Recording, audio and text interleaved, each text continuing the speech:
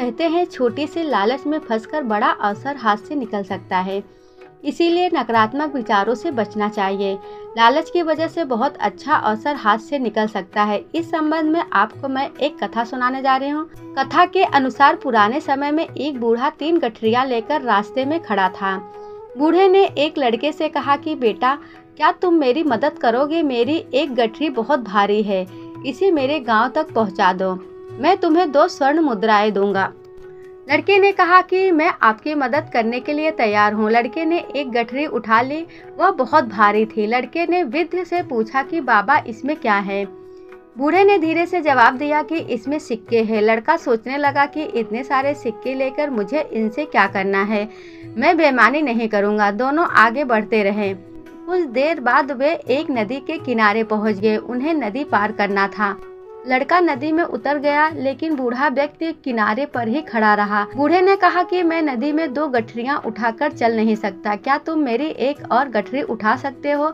लड़के ने हाँ कर दी। बूढ़े ने पूछा कि तुम ये गठरियां लेकर कहीं भाग तो नहीं जाओगे, क्योंकि दूसरी गठरी में चांदी के सिक्के हैं। लड़के ने कहा कि क्या मैं आपको चोर दिखता हूँ? मैं एक ईमानदार इंसान हूँ, मुझे धन का लालच नहीं है। अब लड़के के पास 2 गठरियां हो गई। दोनों आगे बढ़ने लगे। कुछ देर बाद एक पहाड़ी आई। बूढ़े ने कहा कि बेटा, ये तीसरी गठरी भी तुम ही ले लो, लेकिन भागना मत, क्योंकि इसमें सोने के सिक्के हैं। लड़के ने कहा कि आप चिंता ना करें, मैं लालची नहीं हूँ।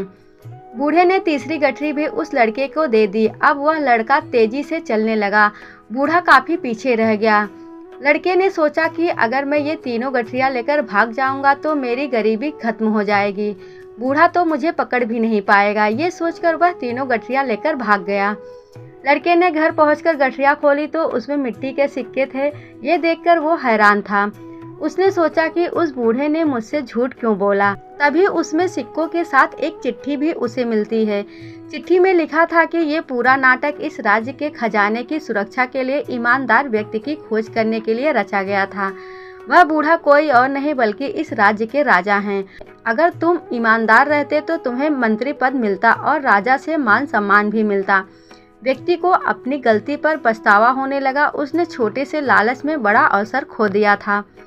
दोस्तों, इस कहानी से हमें यह सीख मिलती है कि कभी भी हमें लालच में फंसकर अपने बड़े अवसर को नहीं गंवाना चाहिए।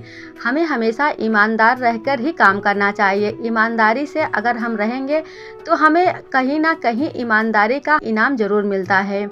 इसलिए अपनी ईमानदारी को बरकरार रखना चाहिए, कभी भी लालच नहीं दिखाना चाहिए। जैसे कि आपने कहानी में सुना, लालच के चक्कर में उस लड़के ने बड़ा पद खो दिया था। इसीलिए कभी भी अपने लालच को सामने ना आने दें और हमेशा ईमानदारी से अपना कर्तव्य निभाते रहें।